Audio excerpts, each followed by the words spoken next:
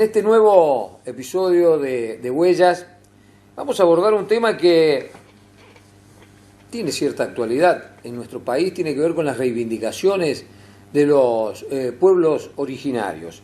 En San Francisco, por las calles de San Francisco, habitó un personaje que en su momento tuvo mucha importancia en esta lucha por las reivindicaciones de los derechos de los pueblos aborígenes. Arturo es una historia muy poco conocida en la ciudad y Arturo nos va a dar unos detalles que seguro a más de uno de ustedes, como a mí cuando me la contó, nos va a sorprender. En San Francisco, conviviendo con nosotros, casado con una sanfrancisqueña, un dirigente importante en términos de reivindicación de derechos aborígenes. Claro. Esto ocurre en la década de 1930. Bien. Y el personaje del que nosotros estamos hablando es una personalidad de la política latinoamericana. Era un boliviano que se llamaba Gustavo Navarro Amelier. Él había nacido en 1898 en Sucre, en Bolivia. Bien.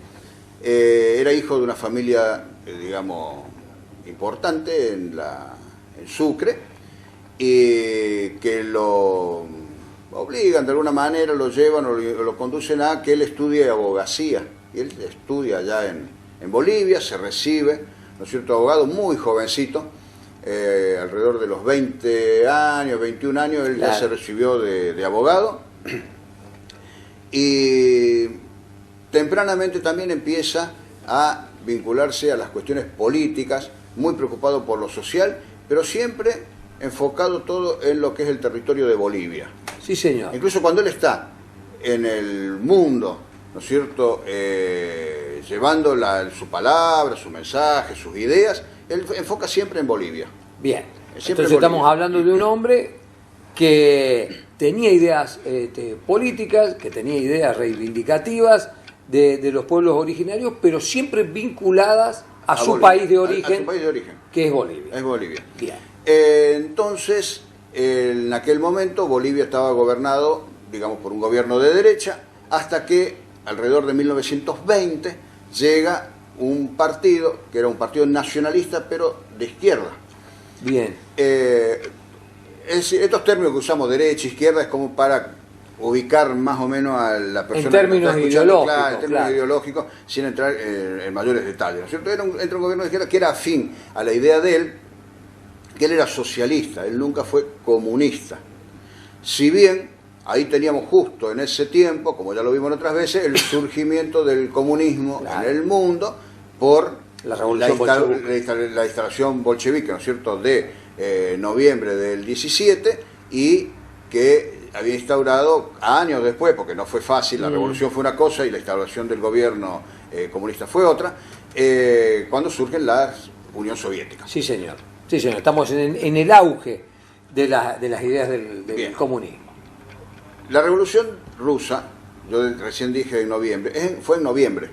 En el calendario gregoriano es noviembre. Sí, señor. Era octubre del viejo calendario que tenían el zarismo. Exactamente. Ahí está la diferencia. Se habla siempre de la Revolución de octubre, sí, pero en la historia corresponde al mes de noviembre del calendario gregoriano. Bueno, eso es para hacer la aclaración. Porque, sí, señor, porque vos dijiste noviembre, claro, y no faltará quien nos diga, no, la revolución fue en octubre. No, sí, fue en el octubre de ellos, en el noviembre nuestro. Sí, señor. En el noviembre que ahora ya han incorporado ellos también. Bien, hecha la salvedad, volvemos a Gustavo Navarro, a Amelier. Él no adhiere a esas ideas del comunismo. No, sin embargo usa mucho la palabra comunismo, y el comunismo, yo creo que sintió una gran frustración de no haber conseguido nunca que Gustavo Navarro se ponga al frente de un movimiento comunista en América. Ajá. Siempre. Porque las internacionales del comunismo siempre lo tenían como figura y él nunca... Él se fue transformando en un referente internacional. Sí. Él incluso en un momento dado, él escribe, tiene muchos libros escritos, muchísimos libros sobre marxismo, sobre el tema del comunismo, del socialismo, y dentro, incluso cuando él se vincula con comunistas, él se vincula con comunistas trotskistas y no con los estalinistas. Claro. O sea, son dos cosas diferentes. Él se identifica más dentro del comunismo con Trotsky, pero sin ser comunista. Él era del socialismo. El tema es que escribe un libro que se llamaba Ingenuo Continente Americano. En Ingenuo Continente Americano, él desarrolla la idea de que había que darle tierra al indio y las mineras al Estado. O sea, cuando él lanza esas ideas, ¿no es cierto?, en Bolivia, por supuesto, toda la parte, claro, privado, toda la parte oligárquica y privada, todo lo demás, salta en contra de él permanentemente. A partir de ahí siempre fue un eterno perseguido, hasta que un buen día, ya lo vamos a ver, él regresa a Bolivia y tiene una vida, digamos, tranquila en Bolivia. Pero cuando llega este gobierno que decíamos de izquierda en Bolivia, ya alrededor de 1920, lo envían a él como diplomático a El Havre en Francia. Entonces él ahí tiene la gran oportunidad, a lo mejor inesperada para él mismo, de vincularse con toda la intelectualidad que podía allá en Europa y hablar de estas nuevas ideas políticas que estaban surgiendo. Claro, Francia era una usina de debate y de discusión incluso. Claro, y él estaba en el medio de todo eso, así que entonces le vino muy bien. Él escribe entonces allá un libro también con todas estas reivindicaciones que él planteaba, y para no comprometer al gobierno, porque él era un diplomático del gobierno boliviano, se pone un seudónimo casi propio así de la época, digamos, y deja de llamarse públicamente Gustavo Navarro Amelier, sí, para pasar a llamarse Tristán Marov. Tristán Marov. Sí, sí. Tristán Marov. Daba como una reminiscencia rusa. Entonces él comienza, desde ahí en adelante se lo conoce como Tristán Marov. Y escribe todas las publicaciones suyas. Regresa luego a Bolivia. En Bolivia le ofrecen cargos en el gobierno que él no quiere. Y ya vamos acercándonos a la década del 30. Me intriga muchísimo cuál es el vínculo de esta personalidad. Bueno, viene ahora, cuando él, ¿no es cierto?, empieza a ser muy molesto para el gobierno de derecha, que ya habían cambiado, ¿no es cierto?, en Bolivia. Siempre estamos hablando de elecciones. Entonces él se va de Bolivia, él sale, ¿no es cierto? Él veía que había una situación incómoda ahí. Él se va. Va a Cuba, que no era tampoco la Cuba de hoy. No, era una estamos hablando de Cuba pre-revolucionaria. Claro, muy pre-revolucionaria. O sea, donde comienza a trabajar allá para el diario Crítica de Natalio Botana, escribiendo siempre sus artículos relacionados. Crítica de nuestro país. Claro, Crítica de Buenos Aires, de Natalio Botana. Claro. Que Natalio Botana tenía toda una afinidad con la gente que tenía un pensamiento de izquierda también. Entonces él le da lugar y publica, porque de eso después vivía Tristán Marov, de los libros que él hacía, las conferencias, dar charlas, escribir para los medios periodísticos, en fin, vivía, ¿no es cierto?, y escapando, porque después ya en Cuba su presencia también es objetada, empieza a ser observado, se va a México. Porque México para esa época también, y a lo largo del siglo XX, siempre fue un país que recibió a los exiliados políticos de América, entonces, y de España. Entonces... inclusive de Rusia, el propio Trotsky. Claro, Trotsky muere después asesinado en México. Entonces él va a México y ahí está un tiempo también bastante, digamos, bien instalado, hasta que en una oportunidad hay unas elecciones en México donde, según Tristán Marov, han sido absolutamente fraudulentas, y él escribe para el diario Crítica diciendo que el 97% de los mexicanos consideraban que el presidente era el que daban como perdedor de la elección. Eso significó que, ¿no es cierto?, afuera tenga que irse, suspende las publicaciones. Otra vez un ambiente hostil. Claro, y se va a Nueva York. Va a Nueva York. En Nueva York está poco tiempo. Y desde ahí Botana lo hace ir a Buenos Aires, lo trae que venga a escribir acá. Teníamos acá el gobierno del general Justo, ¿sí? Años 30, claro. En los años 30 estaba el gobierno del general Justo. Entonces él viene a la Argentina y comienza, no queda en Buenos Aires tampoco, o sea, vos ves, era una persona, digamos, que no se afincaba en ningún sitio. Lugar. Y él la tenía siempre con el tema de Bolivia, así que se va a Jujuy, no volvía a Bolivia, va a Jujuy, porque para esta altura del partido él, en el batallar que él había tenido ya en Bolivia no lo querían, y como que en un momento dado habían pedido como la captura de donde esté, que se lo manden a Bolivia, porque era para encarcelarlo, y en algunos casos estaba en la noticia incluso de que habían pedido la pena de muerte. Claro. ¿No es cierto? Pero una cuestión ideológica, porque él no era violento. Sí, bueno, pero en esa época te metían traición a la patria. Claro.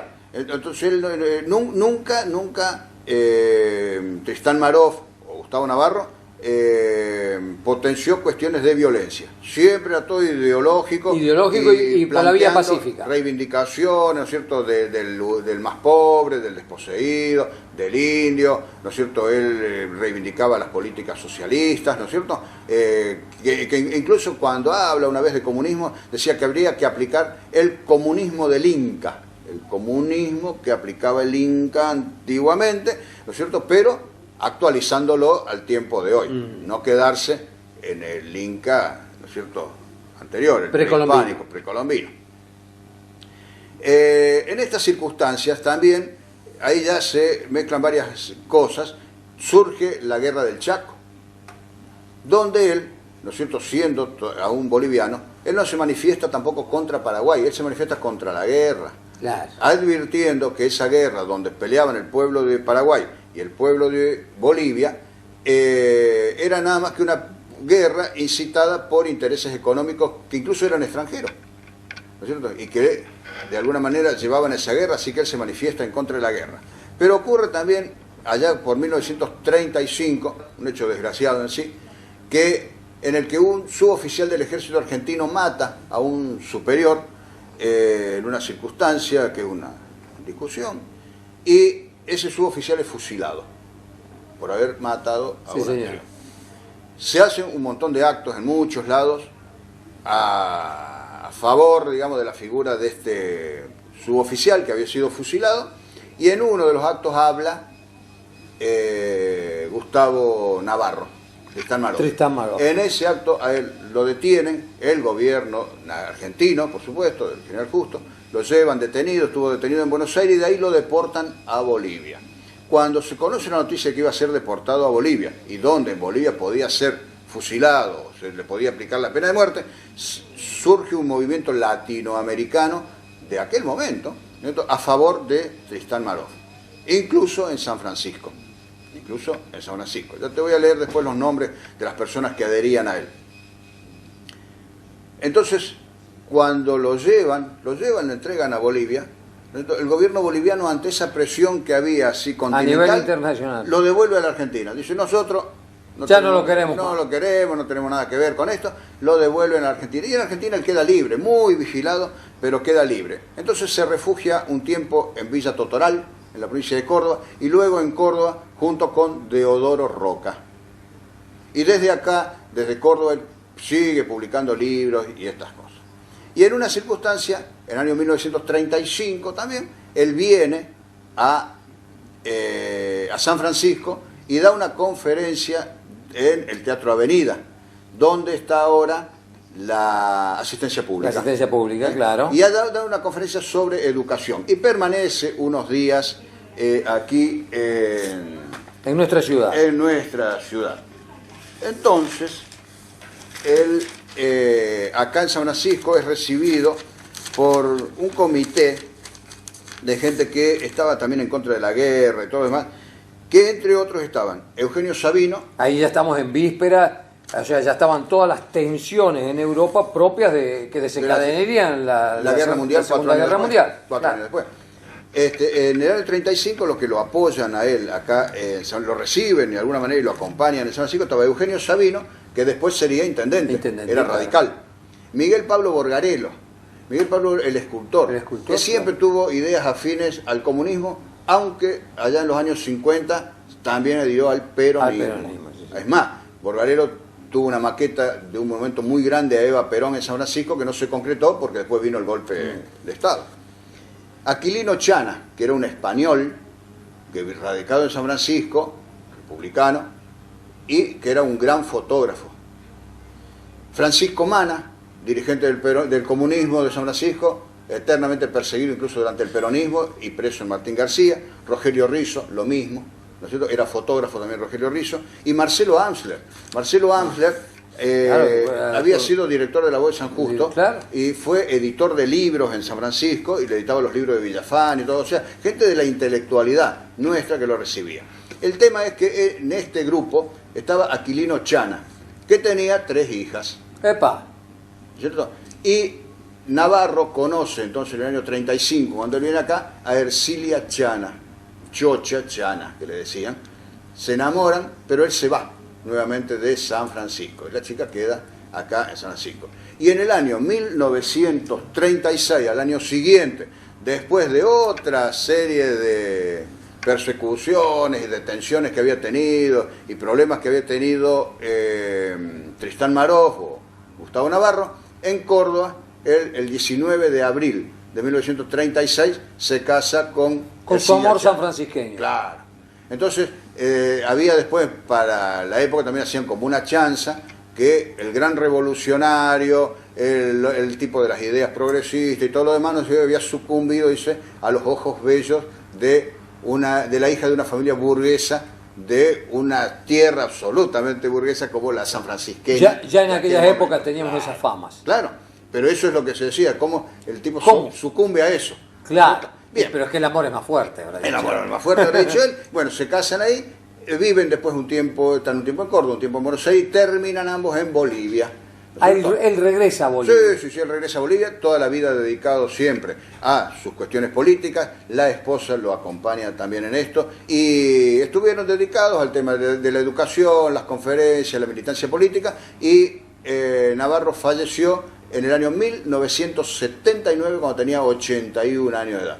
Pero una persona con su prestigio desde el punto de vista de lo político, en la defensa de sus ideas. Y fíjate que cuando él muere en el año 79, Bolivia venía pasando ya desde los años 60 en adelante toda una gran conmoción siempre con los golpes de Estado militares. Claro. Bolivia era, digamos, fue el país que más golpes tuvo en forma sucesiva. Sí, una mayor secuencia, sí, señor. Claro, no era el caso de los golpes argentinos, que eran, digamos, periódicos, podríamos decir, pero tenían una... intercalado con elecciones.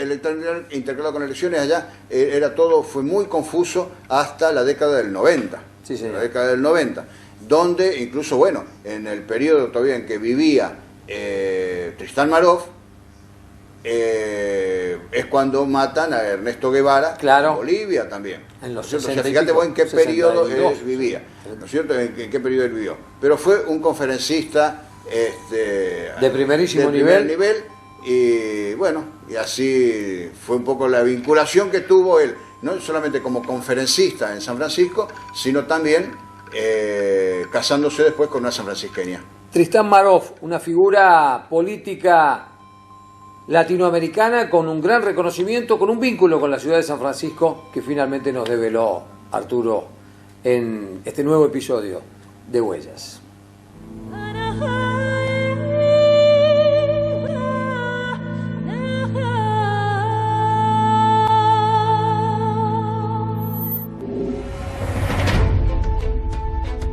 En Acción Elevadores e Hidrogrúas estamos orgullosos de ser sanfrancisqueños. Orgullosos por facilitar los trabajos en altura y el manejo de carga con eficiencia y seguridad. De generar trabajo de calidad con tecnología 4.0 y de exportar nuestro trabajo a más de 20 países. Orgullosos de trabajar con los emprendedores, las instituciones y los clubes locales. Estamos orgullosos de cumplir nuestra misión de crecer y hacer crecer, apuntando cada vez más alto desde nuestra ciudad. Acción. Elevadores e Hidrogrúas.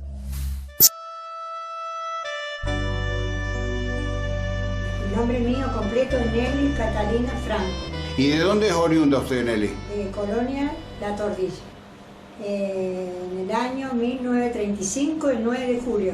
¿Y estudió allá? ¿La escuela primaria la hizo en Colonia? Mire, la historia es larga. Yo fui 3 veces a primer grado. Y después mi mamá se enfermó. Yo tenía 12 años y me tuvieron que sacar.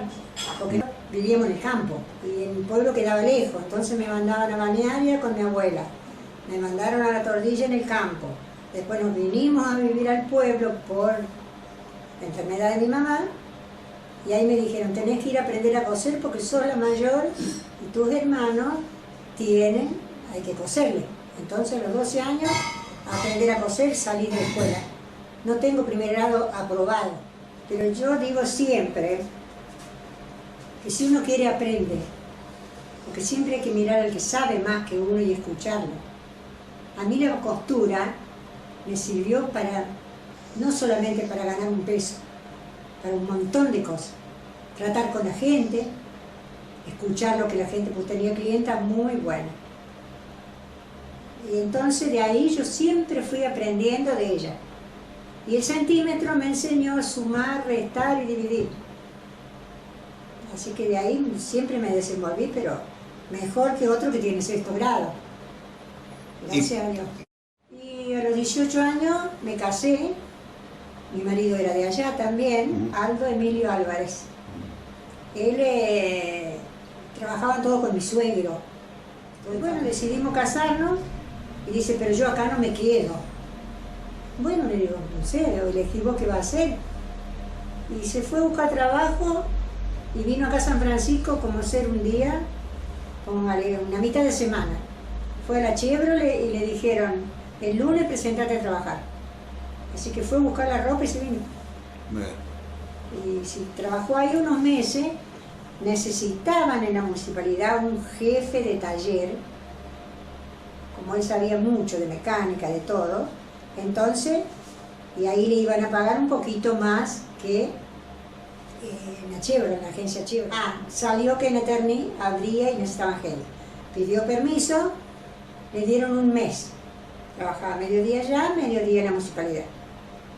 Y bueno, después ya quedó efectivo y quedó los 25 años allá, siempre. No, pero tenía en la municipalidad, era muy querido, muy apreciado. ¿Va?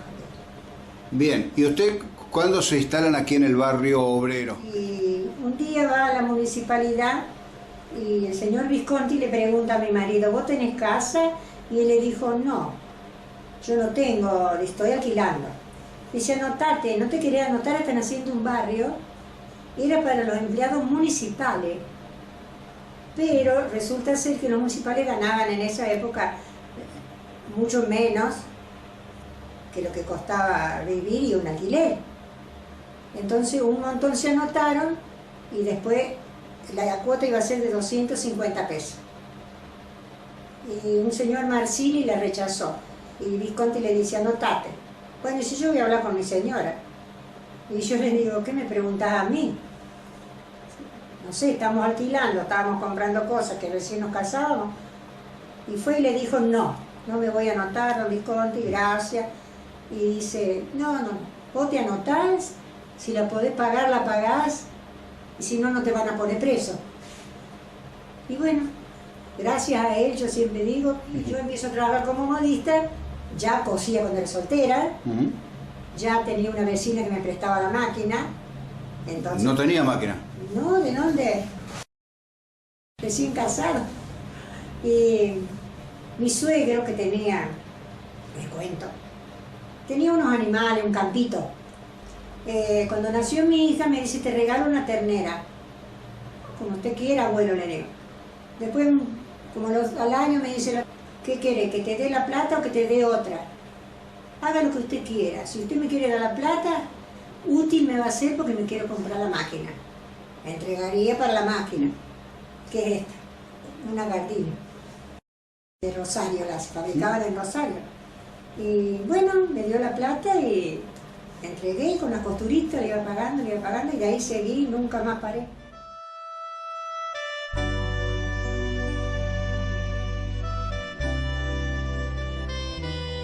Tenía el doctor Valentini, la señora, tenía las Lamberghini, Beba, la señora de Moreno, la hija, la señora de Cravero,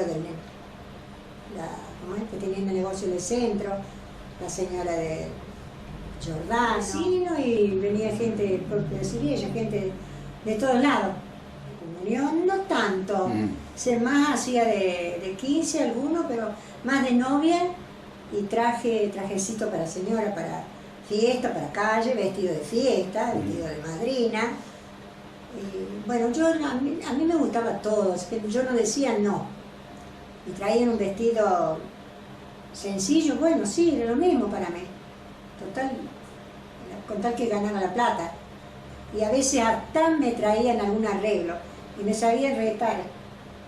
Me decían, con todo lo que tiene, porque yo hubo veces que me levanté el día jueves a la mañana y me acosté el sábado a la noche. Pasaba las noches acá en este garaje cosiendo. Mi marido me decía, ¿no te acostaste? Sí, no me sentiste, vos sí me acosté, ¿no? No tenía vestido de novia, eso, vestido de recepción. Cualquier cantidad, un año solo tuve 8, un solo año. Y la señora de la Lepore casada con, ¿cómo es? Que es contadora. Adriana Lepore. Bueno, me decía, cuando bajan... Con Carranza. La Carranza. Cuando, las chicas, y le habré cosido. Cuando bajan las chicas en la Inmaculada ya sabemos quién hizo los vestidos. Siempre me decía. Siempre. Así que bueno, gracias a Dios sí me gané la vida. Bien, había que estar un poco al tanto también con cuestiones de la moda, porque fue una época de muchos cambios. Muchos cambios, sí. Yo tengo la revista, tengo un mueble ahí. Están todas las revistas de afuera, importadas, los Burda, los Renderbox, todas esas revistas que venían con modelos de afuera para estar actualizadas. Cuántas que no me acuerdo que han venido, que en este momento no me acuerdo el apellido, pero siempre tenía la revista y yo elegía, ellas traían ya el modelo, la idea, pero muy raro, casi todas. Y ir a comprar, acompañar a las novias a la tienda Mayo, comprar la tela y todo lo necesario para terminarlo. No, sí, gracias a Dios. Tuve suerte. Yo de la vida no me quejo. Como todo hay momentos buenos, momentos malos. En mi trabajo no tuve momentos malos. Yo trabajé hasta el 2002. En el 2003 algunos meses, pues enfermó mi marido y ya, bueno, dejé todo porque tenía que atenderlo a él. Tuvo 6 meses enfermo y después que falleció él dije, ya estaba jubilada. Dije, basta. No estaba con ánimo. Después me recuperé yendo a los talleres municipales, gimnasia, taller de la memoria, todo eso ahí me ayudó un montón a salir del paso de la muerte de mi marido. Pero si no, no hubiera salido tan rápido. Pero ¿Bailar le gustaba? Uf, eso sí. ¿Ah, sí? Y bailaba, no porque sea mi esposo, pero bailaba muy bien. Bueno, ¿y qué bailaban? ¿Qué se bailaba? Todo lo de antes, el tango, no tanto porque a mí no me gustaba el tango. El vals, la ranchera, el paso doble, la cumbia, todas las músicas de antes. El cuarteto no era tanto, empezó a salir después. Exacto. Era la Leo nada más, Claro. la única. Después empezaron todos los otros conjuntos que fueron surgiendo, de Carlitos Rolán para adelante. ¡Eso! ¡Sin corazón! ¡Sabroso! ¡Ajá! ¡Eso, Kiki! ¿En qué bailes, por ejemplo? ¿En algunas fiestas en especial? En las fiestas. ¿O en bomberos, las kermeses? ¿Las kermeses fue? Ay, las kermeses, las del Tala y las de acá de Mayo, ¿no? Que se siguen acá. Sí, no nos perdimos. Porque a mi marido le gustaba mucho llevarla a la nena. Había que ir a llevar a Liliana a la kermese para que juegue, para que vaya al juego, así que íbamos, después se hacían baile y se bailaba. Y sabíamos ir a tiro, los bailes de tiro y gimnasia. Había mucha gente de acá del barrio, nos juntamos, nos íbamos de a pie de acá. Y bailamos toda la noche y volvíamos caminando. Ni cansados siquiera, porque era juventud, ¿no? Y así todas esas fiestas así familiares. En la Eternía hacían todos los años una fiesta grande para todos los empleados, la hacían también. Y sí salí, tampoco mucho, de decir, porque mi marido era un poco conservador. Entonces yo no decía nada porque estaba, bueno, acostumbrada a no salir nunca. Cuando era joven, creo que fui a 6 bailes, yo los cuento porque lo sé. Así que, bueno, esa fue mi vida de joven. Pero no me arrepiento, Mire, yo le digo a don Benedetto, para tener la vida que tienen muchos jóvenes ahora, chicas, prefiero tener la mía que tuve. Me siento honrada de haber vivido esa vida, porque ahora es por demás. Yo veo, no sé si usted lo ve así, pero yo no, mucho libertinaje. En aquel tiempo era demasiado, todo muy cerrado, muy no se sabía nada. Uno aprendía cosas a medida que tenía una amiga que sabía más que uno, pero no porque supiera por la familia o por nada.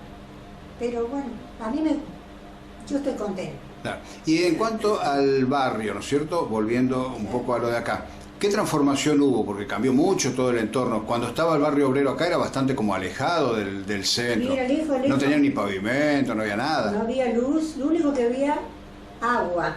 Y la luz, la que venía para la línea del hospital. El Rafael Viera, que vivía en la otra esquina, en la primera casa. Rafael Viera, el que era bombero.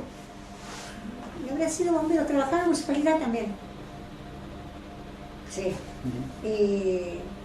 Se hizo una comisión de vecinos como una cooperativa y se formó eso y se hizo el pedido a la usina, se compró todas las cosas y se hizo la línea que cada uno tuviera la luz porque era lo mejor.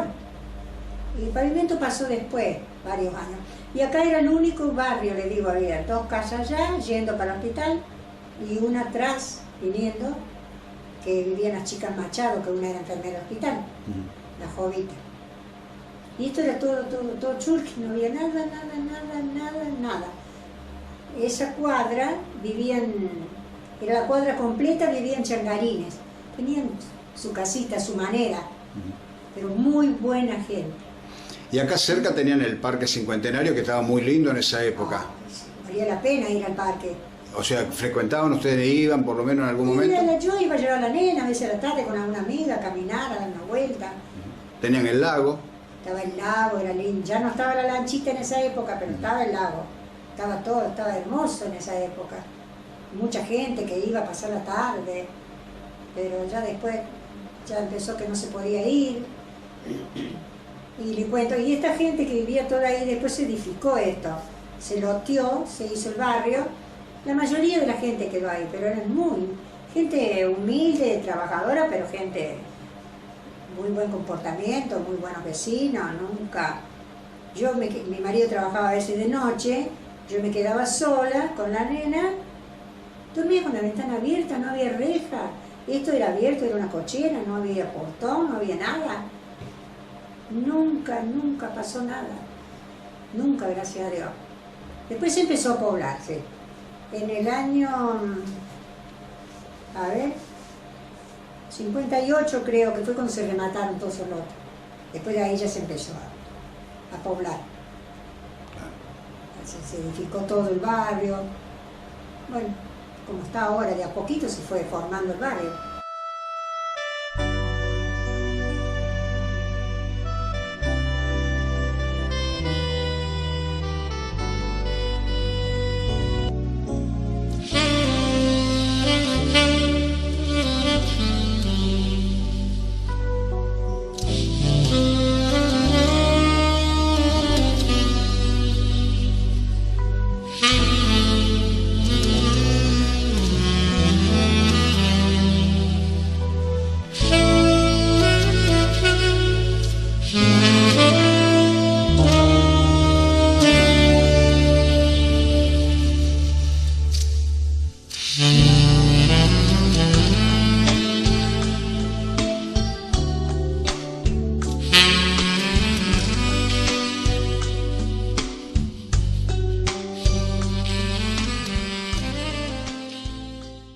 Macoser, para sus productos Singer y Florencia.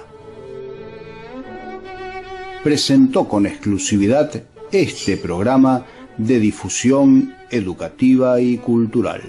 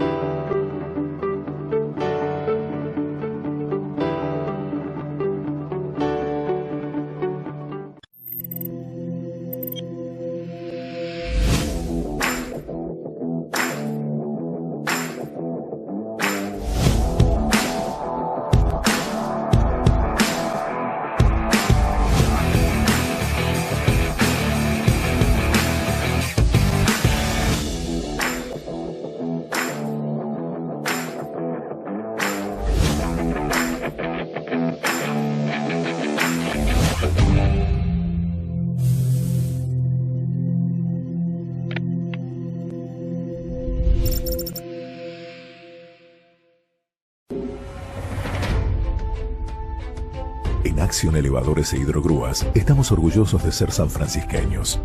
Orgullosos por facilitar los trabajos en altura y el manejo de carga con eficiencia y seguridad. De generar trabajo de calidad con tecnología 4.0 y de exportar nuestro trabajo a más de 20 países. Orgullosos de trabajar con los emprendedores, las instituciones y los clubes locales. Estamos orgullosos de cumplir nuestra misión de crecer y hacer crecer, apuntando cada vez más alto desde nuestra ciudad. Acción.